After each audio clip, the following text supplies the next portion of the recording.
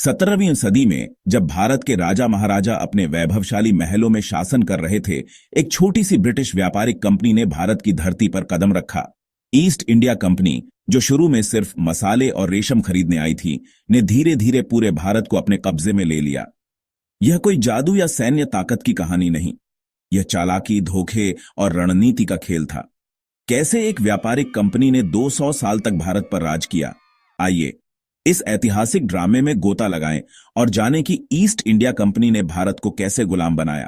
कहानी शुरू होती है 1600 में, जब ब्रिटेन की रानी एलिजाबेथ प्रथम ने ईस्ट इंडिया कंपनी को एक रॉयल चार्टर दिया।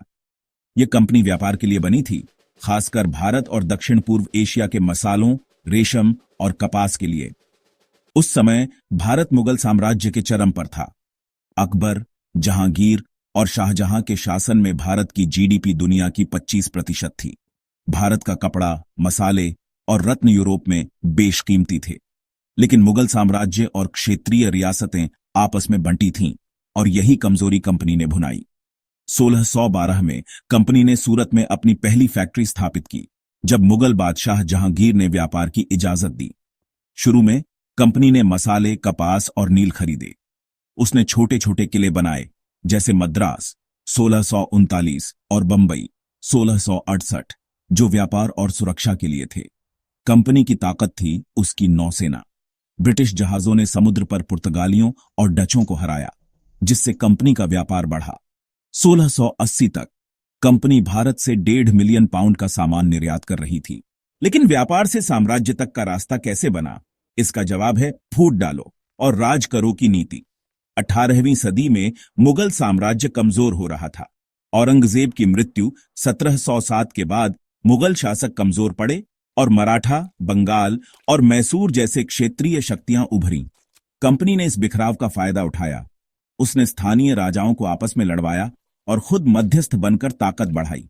पहला बड़ा कदम था 1757 का प्लासी का युद्ध। बंगाल के नवाब सिराजुद्दौला ने कंपनी के किले पर हमला किया, क्योंकि वह उनके व्यापारिक एकाधिकार से नाराज थे। कंपनी के कमांडर रॉबर्ट क्लाइव ने नवाब के सेनापति मीर जाफर को रिश्वत देकर धोखा करवाया। प्लासी में कंपनी की छोटी सी सेना ने नवाब को हरा दिया। मीर जाफर को बंगाल का नवाब बनाया गया, लेकिन असल सत्ता कंपनी के हाथ में थी। बंगाल भारत का सबसे समृद्ध प्रांत था और इस जीत ने कंपनी को अकूत धन दिया। 1765 में कंपनी को बंगाल, बिहार और उड़ीसा की दीवानी कर वसूलने का अधिकार मिला, जिससे उसकी आय 3 मिलियन पाउंड सालाना हो गई। प्लासी के बाद कंपनी ने अपनी सैन्य ताकत बढ़ाई। उसने भारतीय सिपाहियों, सिपॉय को भर्ती किया और यूरोपीय हथियारों से लैस किया। 1800 तक कंपनी की सेना में 2 लाख सिपाही थे, जो मुगल या मराठा सेनाओं से ज्यादा संगठित थी। कंपनी ने स्थानीय राजाओं को हराने के लिए युद्ध और कूटनीति दोनों का इस्तेमाल किया। 1764 में बक्सर के युद्ध में कंपनी ने मुगल सम्राट और अवध के नवाब को हराया, जिसने उत्तर भारत पर उसका कब्जा मजबूत किया। कंपनी ने सहायक संधि, सब्सिडियरी अलायंस की नीति अपनाई, जिसे लॉर्ड वेलेस्ली ने 1798 में शुरू किया। इसके तहत भारतीय रियासतें कंपनी की सुरक्षा स्वीकार करती थीं, लेकिन बदले में अपनी सेना भंग करती और कंपनी को कर देती। हैदराबाद 1798 और अवध 1801 जैसे राज्य इस जाल में फंसे। जो राजा विरोध करते, जैसे टीपू सुल्तान, मैसूर, उन्हें युद्ध में हराया गया। टीपू को 1799 में श्रीरंगपट्टनम के युद्ध में मार दिया गया और मैसूर कंपनी के नियंत्रण में आ गया। मराठों का पतन भी कंपनी की रणनीति का नतीजा था। मराठा साम्राज्य 18वीं सदी में मजबूत था, लेकिन आपसी फूट ने उसे कमजोर किया। कंपनी ने 1803 से 1818 के बीच मराठा युद्धों में पेशवा, होलकर और सिंधिया को हराया। 1818 में मराठा शक्ति खत्म हुई और कंपनी का दबदबा पूरे भारत में फैल गया। कंपनी ने भारत की अर्थव्यवस्था को भी अपने कब्जे में लिया। बंगाल में उसने जमींदारी प्रणाली लागू की, जिसने किसानों पर भारी कर लगाए। कपड़ा उद्योग, जो भारत का गौरव था, को नष्ट किया गया। कंपनी ने सस्ते ब्रिटिश कपड़े भारत में डंप किए, जिससे लाखों बुनकर बेरोजगार हुए। 1800 से 1850 के बीच भारत का कपड़ा निर्यात 50% गिर गया। कंपनी ने भारत को कच्चे माल जैसे कपास और नील का स्रोत और ब्रिटिश सामान का बाजार बनाया। 1850 तक भारत की जीडीपी दुनिया की 25% से घटकर 10% हो गई।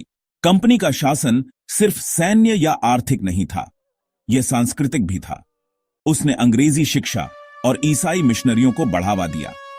1835 में लॉर्ड मैकाले ने अंग्रेजी शिक्षा नीति लागू की, जिसका मकसद था ऐसे भारतीय तैयार करना जो रंग में भारतीय हों लेकिन दिमाग में अंग्रेज। इससे भारतीय संस्कृति और परंपराओं को ठेस पहुंची, जिसने असंतोष को जन्म दिया। 1857 का प्रथम स्वतंत्रता संग्राम कंपनी के खिलाफ सबसे बड़ा विद्रोह था। सिपाहियों और जनता ने कंपनी के अत्याचारों जैसे चर्बी वाले कारतूस और भारी कर के खिलाफ हथियार उठाए, लेकिन कंपनी ने अपनी सैन्य ताकत और भारतीय राजाओं की आपसी फूट का फायदा उठाकर इसे कुचल दिया। 1858 में ब्रिटिश सरकार ने कंपनी का शासन खत्म कर भारत को सीधे ब्रिटिश ताज के अधीन लिया।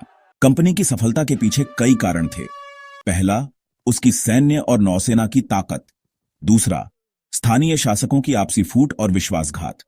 तीसरा, कंपनी की चालाक कूटनीति जैसे रिश्वत और संधियां। चौथा, ब्रिटेन की औद्योगिक क्रांति जिसने कंपनी को आर्थिक और तकनीकी बढ़त दी। और पांचवां, भारत की आर्थिक लूट जिसने कंपनी को धनवान बनाया।